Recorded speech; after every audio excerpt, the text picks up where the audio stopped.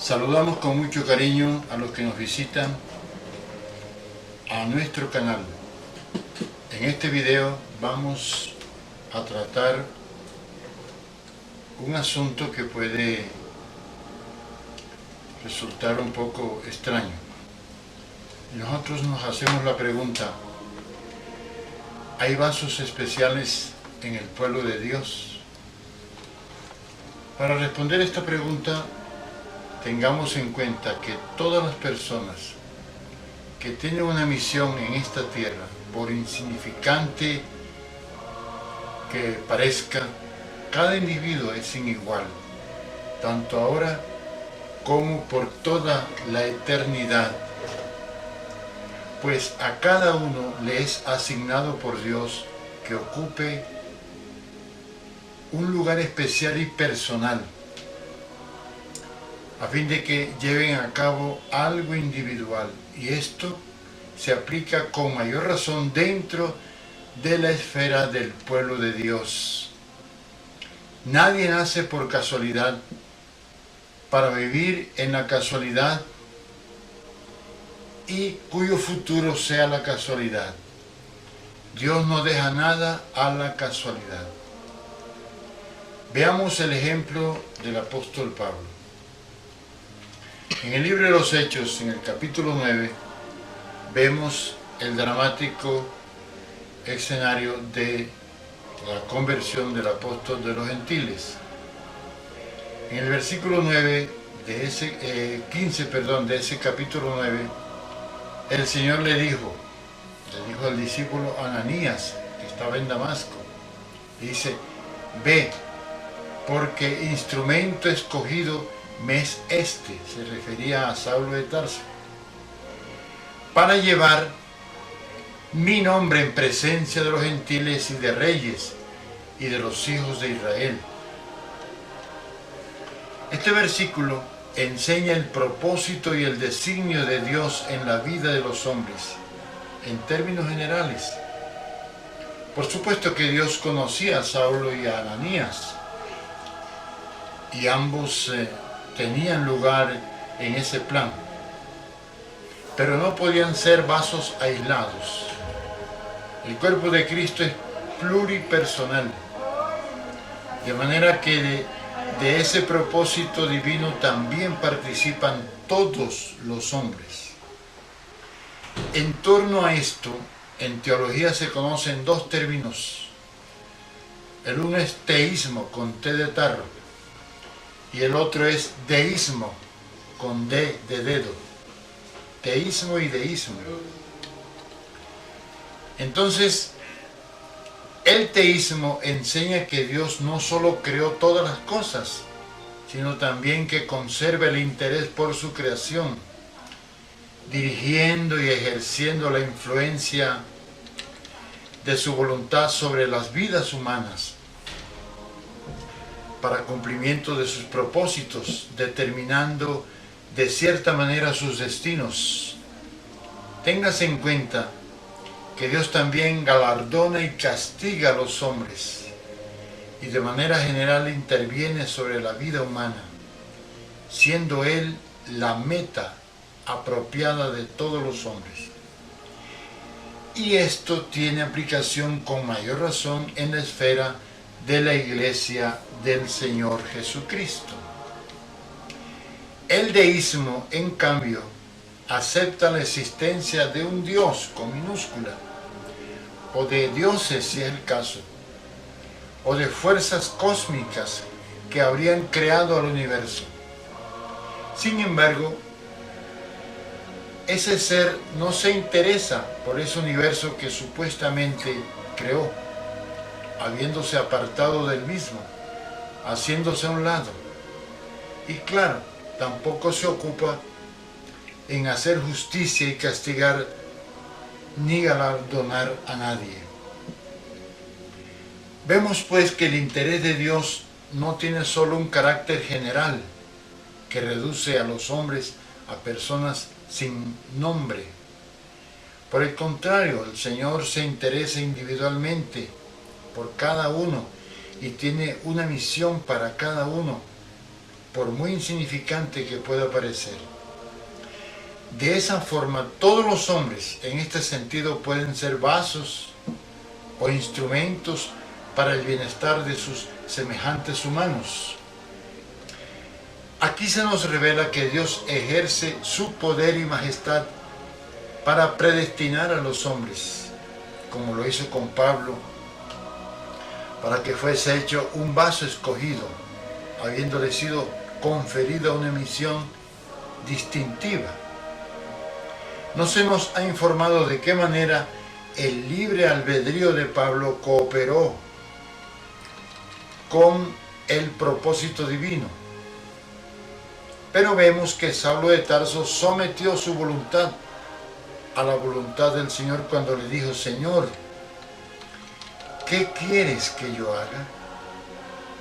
Como diciéndole: Señor, yo pongo a un lado mi libre albedrío y me someto a tu voluntad. Y en ese aspecto Dios te revela cuál es tu llamado en los propósitos de Dios. Estamos frente a una revelación importante. En los propósitos de Dios, todos los creyentes somos elegidos, no solo para la salvación, sino igualmente para misiones y encargos individuales dentro de la edificación del cuerpo de Cristo. Leemos en Romanos 9:21. Ahí el apóstol dice: ¿o no tiene potestad el alfarero sobre el barro para hacer de la misma masa un vaso para honra y otro para deshonra? Pablo subraya aquí la libertad de Dios al otorgarnos su misericordia. La redención del hombre y aún su rol en el servicio al Señor, en última instancia, se debe únicamente a la misericordia de Dios y no a la voluntad humana.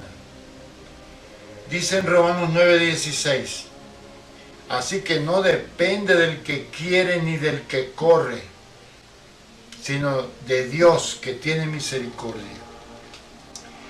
En el campo de la iglesia, todos los creyentes deben pasar por un perfeccionamiento para ese trabajo asignado por Dios en la edificación de la iglesia, conforme está registrado en Efesios capítulo 4, los versículos 11 y 12, a donde remito a los oyentes a leer.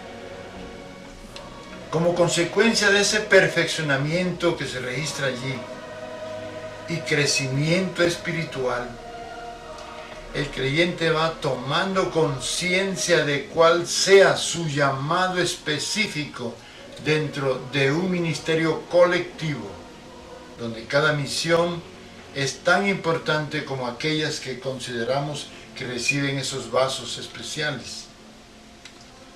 Entonces, repito, pues, que todo santo tiene un llamado que obedecer a una labor única que cumplir. Indiscutiblemente, cada creyente es único en el cuerpo de Cristo. Pero todos hacemos parte del cuerpo de Cristo, donde cada uno tiene un trabajo que cumplir. Ahora, escucha esto. Si no lo hacemos, porque el Señor respeta nuestro libre albedrío, respeta nuestra voluntad, pues entonces no perderemos la salvación, pero tendremos que dar cuenta delante de Él en el marco del tribunal de Cristo en su parusía.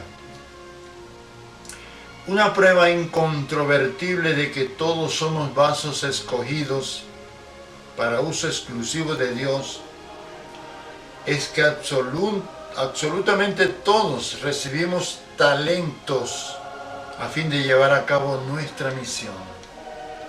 Nosotros no solamente debemos asumir la responsabilidad de trabajar ahora con los talentos que hemos recibido, sino que nuestra fidelidad y labor ahora repercute y continúa después de nuestra resurrección, positiva o negativamente. Conforme Mateo 25:21, Ojalá leas el contexto. El Señor dirá en el marco de su venida, cuando haya establecido su tribunal, dirá: bien, buen siervo y fiel, sobre poco has sido fiel, sobre mucho te pondré, entra en el gozo de tu Señor.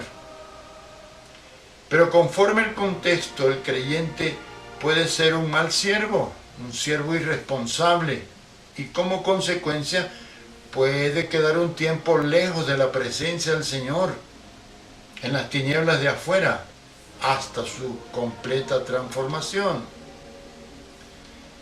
Ahí lo poco, en ese contexto de la parábola de los talentos, se refiere a hacer bien las cosas con los talentos que hemos recibido mientras permanecemos en esta tierra.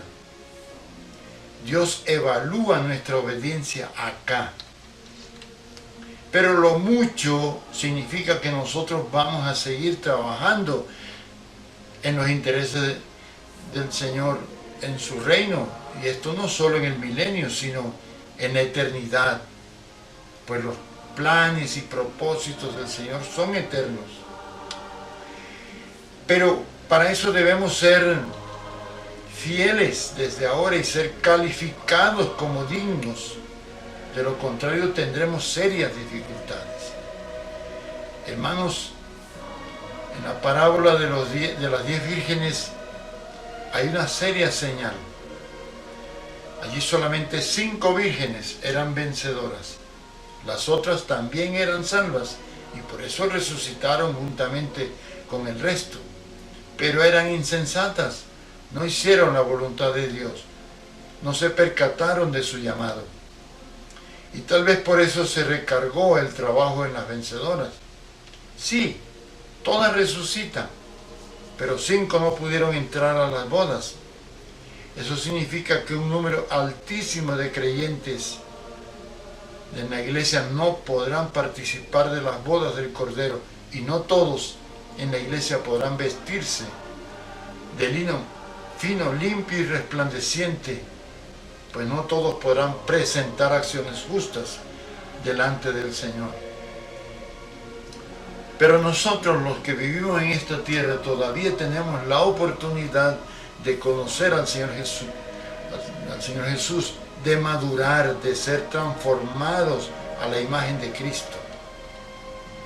A cada uno de nosotros Dios le concede algo especial para realizar en los caminos del Señor. Hermanos, este es un toque de trompeta del atalaya. Es de suponer que el Señor no cuenta con un solo día de ociosidad. Está trabajando en la edificación de la iglesia. Y Él no trabaja solo, lo hace con nosotros. De manera que quien no quiera trabajar con Cristo tendrá que dar cuenta de su proceder. Todo lo que el Señor va emprendiendo lo comunica a sus siervos.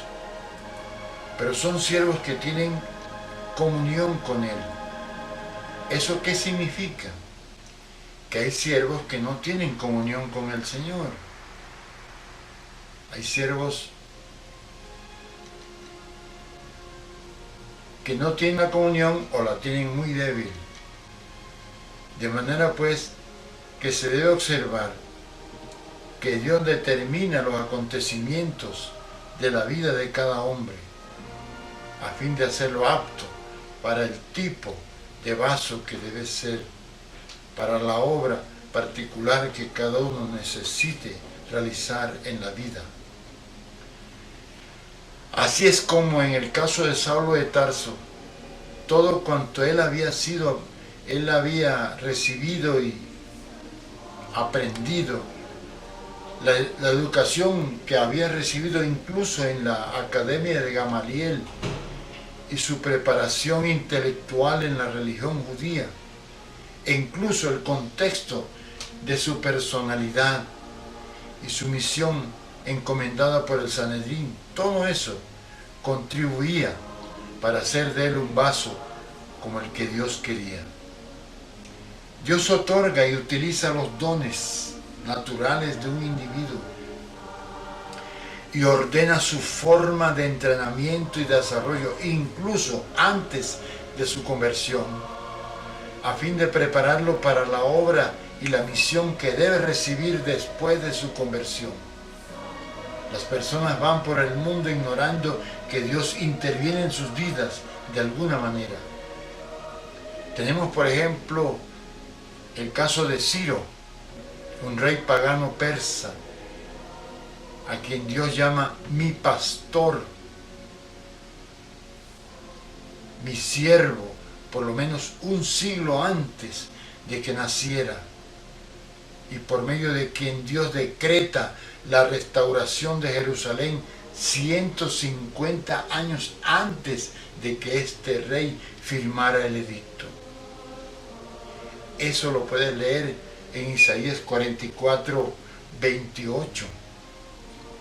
Entonces para ello Dios le dio la vida y le puso en el trono de Persia para que hiciera su voluntad, tal como lo hizo.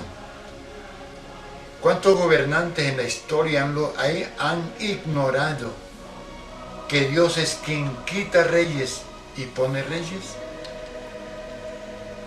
¿Cuántos se estarán jactando en su ignorancia?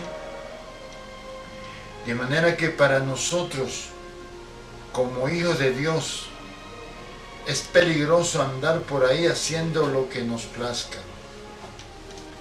Hermanos, tengamos la certeza de que Dios no hace acepción de personas. Y aquello que Cristo dice sobre Pablo en este lugar, lo dice respecto de todos los hombres. Todos los hombres son vasos o instrumentos para la gloria de Dios en su servicio. No existe eso de misiones menores y mayores. Para Dios todas son igualmente importantes. El inmenso roble es conspicuo entre los árboles, pero aquel que le lleva agua, que cuida de él, que lo prepara y nutre a fin de promoverle el crecimiento, también tiene un papel importante. Ninguna misión cristiana deja de ser importante y ninguna alma se puede subestimar. Todos los creyentes son vastamente importantes, porque de algún modo conforman distintos vasos para el servicio. De alguna forma cada uno de ellos posee algún talento y utilidad como ninguno de los demás. Y todos son potencialmente capaces de ser transformados según la imagen de Cristo, participando de la naturaleza divina. Además, las misiones no se restringen a los límites de esta tierra, por cuanto también existen misiones celestiales y todos los creyentes en Cristo tienen su servicio celestial que cumplir. El texto bíblico por excelencia, escúchese bien, el texto bíblico por excelencia que apoya el carácter único de cada individuo ahora y para siempre, lo encontramos en el libro de Apocalipsis, capítulo 2, versículo 17, que dice: el que tiene oído, oiga lo que el Espíritu dice a las iglesias. Al que venciere, daré a comer del maná escondido, y le daré una piedrecita blanca, y en la piedrecita escrito un nombre nuevo, el cual ninguno conoce sino aquel que lo recibe. Algunos intérpretes se inclinan a creer que esta piedrecita blanca se refiere al diamante del pectoral del sumo sacerdote relacionado con el Urim y Tumim de las predicciones en el Antiguo Testamento. Entonces, sin duda, el nombre aludido aquí sería el de Cristo, quien es nuestro Señor y Dios, mediante quien nos es revelada la voluntad de Dios. En ese caso, eso significa que todo vencedor recibirá una revelación especial de Cristo, que lo transforma y lo convierte en una persona única para la realización de la voluntad de Dios. De ahí que una vez que Cristo se haga conocido por él, de manera especial transformará al creyente en un instrumento singular, único, para la gloria del Señor. De todas maneras, la piedrecita blanca es símbolo de la gloria por la victoria obtenida. Eso concuerda con la idea del galardón dado al vencedor. Téngase en cuenta que la salvación no es un galardón, es un regalo de Dios. La piedrecita blanca pues simboliza la obtención de la victoria y está relacionada con la participación de la gloria de las bodas del Cordero y del reino de Cristo como premio de la carrera del creyente. Esto lo puedes ver en el libro de la carta de Pablo a los Filipenses 3:10 y siguientes. Versículo 10 y siguiente lo puede leer. Por otra parte, esa piedrecita blanca traerá un nuevo nombre de la persona a quien es dada. Y ese nuevo nombre no es el de Cristo, sino del propio vencedor. En ese caso, su carácter singular es ilustrado por el hecho de que tiene un nombre que habla de su ser glorificado y de sus capacidades especiales de dar gloria a Dios. Un nuevo nombre que habla de su nuevo y singular carácter para uso y gloria de Dios por toda la eternidad. Dios le da a cada uno un nombre nuevo, pero hay que ser un vencedor para conocer ese nombre nuevo. Porque dice, el cual nadie conoce excepto aquel que lo recibe. ¿Quieres saber qué tipo de nombre nuevo tendrás? Pues conviértete en un vencedor. Hablemos también del maná escondido que se refiere este versículo. El maná escondido. Hay allí otra promesa muy importante para los vencedores en este versículo. Téngase en cuenta que todas estas promesas solo las reciben los creyentes vencedores. A ellos dice el Señor, les daré a comer del maná escondido. Se sabe que en el Antiguo Testamento los israelitas se alimentaron del maná en el desierto, después de haber sido liberados de Egipto. Para el creyente del Nuevo Testamento, al ser liberado de la esclavitud del pecado, de la muerte eterna y del mismo príncipe de este mundo, participar de la vida que hay en Cristo también significa el sustento del alma por la acción directa de Dios en su vida. Es claro que Jesús es presentado como el pan de vida, lo que es absolutamente revelado en Juan 6:48. Ese pan no sirve solo para sustento y alimento, sino que también nos hace participar del mismo tipo de vida que aquel que lo confiere, o sea, el Señor Jesús. El hecho de que el maná sea escondido puede ser una referencia al vaso del maná que era conservado dentro del arca del santuario, concretamente en el lugar santísimo del tabernáculo. Los invito a leer Éxodo 16, los versículos del 32 al 34, y ese texto compararlo con Hebreos 9:4. Claro, el maná guardado en el arca no servía de alimento, sino de memorial de la provisión divina al pueblo que peregrinaba en el desierto.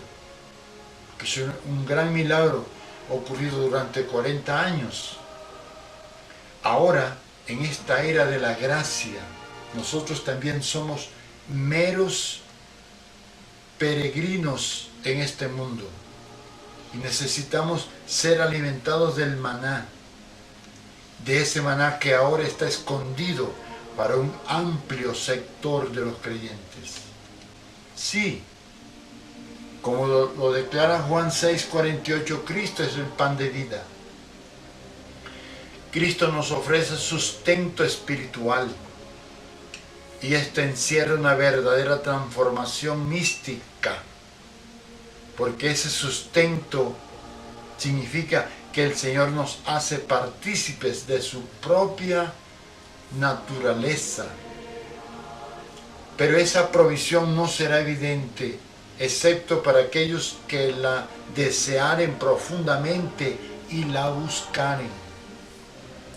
Al observar la estructura y la simbología del tabernáculo en Éxodo 25 y siguientes, y en Hebreos 9 también, podemos entender mejor la trayectoria y el progreso de los hijos de Dios para llegar hasta el lugar santísimo, alimentarse de ese maná escondido. Si quieres saber cuál es el verdadero tabernáculo de Dios, búscalo en Cristo y en la iglesia. En primer término, en su proceso los hijos de Dios deben pasar por el altar de los sacrificios ubicado en el atrio del tabernáculo, no solo para aceptar la crucifixión de Cristo para ser salvos y liberados de la muerte eterna, sino también para tomar su propia cruz a fin de ser salvos de sí mismos, ser salvos del viejo hombre, del hombre adámico.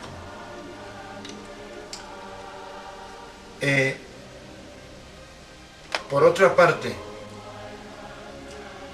estando aún en el atrio y antes de participar en el servicio a Dios y en la comunión plena en la asamblea de los santos, cada creyente debe ser lavado en la fuente de bronce, juzgándose a sí mismo y santificándose en su andar y en su obrar.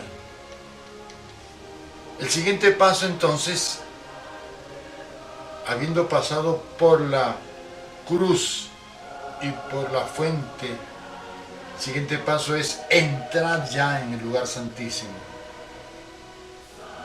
Ya el creyente hace parte del templo de Dios y del cuerpo de Cristo. En el lugar santo, que es la siguiente sección del tabernáculo, estaba la mesa de los panes de la proposición, donde el creyente hace parte de ese nuevo pan en la comunión con los demás santos, dejando de ser un trigo individual sin procesar. Allí también es convertido en una lámpara de Dios que irradia luz celestial en un complejo candelero de oro de 7 lámparas alimentadas por un único depósito de aceite que es el Espíritu Santo que mora en la iglesia. Es la unción del Santo que nos revela toda la verdad celestial. La luz es la verdad. Vemos pues que no es un asunto de brillar en forma individual, sino de dar un testimonio colectivo. No podemos alumbrar en la soledad, sino sólidamente conectados con el resto de la congregación de los santos. Asimismo, en el lugar santo estaba el altar de oro del incienso, que simboliza el aspecto sacerdotal de la iglesia. Pero el recorrido del creyente no se detiene ahí en el lugar santo. Debe seguir hasta entrar en el lugar santísimo para ser alimentado con el maná escondido. El Señor no nos salva solo para que no nos vayamos al infierno. Hay un llamado a propósitos más altos con el Señor. Lastimosamente hay creyentes que no pasan del atrio, de una vida cristiana superficial. Son salvos, sí, pero ignoran lo que es la vida sacerdotal con la iglesia, vida de comunión con el cuerpo, como hay otros que no logran avanzar del lugar santo, atravesar el velo y entrar en el lugar santísimo. No obstante, los vencedores sí entran al lugar santísimo y allí encuentran el arca del pacto, perfecto tipo de Cristo, verdadero Dios y verdadero hombre. Entonces el vencedor ha sido convertido en la imagen misma de Cristo y empieza a ver a Cristo como Él es. Esto es comparable, digamos, a una visión beatífica. Y eso equivale a comer del maná escondido y que está dentro del arca, del corazón de Cristo. Entonces es cuando la gloria de Cristo deja de ser oculta y velada a su pueblo. Y ahí llega a conocer cuál es su nuevo nombre. Hermano, llegar a este punto y participar de la naturaleza divina a través del Hijo de Dios, esa es la verdadera vida eterna. Para eso fue creado el hombre. Ese es el ideal del destino humano, participar de la imagen y de la naturaleza de Dios. Con este sonido de la trompeta, queremos resaltar que la provisión eterna de Dios está encaminada a ser contrastada con la superficial satisfacción de comer cosas sacrificadas a los ídolos y el arrojarse a los placeres carnales. ¿Para qué lo hacemos? ¿Cuál es el objetivo de todo esto? Para que nos encaremos con la seriedad de la negación a lo que es mundano, a lo que es sensual y diabólico, cosas indignas de la atención humana. Hermanos, la experiencia de vida y de comunión de los creyentes en la iglesia debe servir de auténtico elemento transformador del alma conforme a la imagen de Jesucristo en el nivel del alma del creyente. Si eso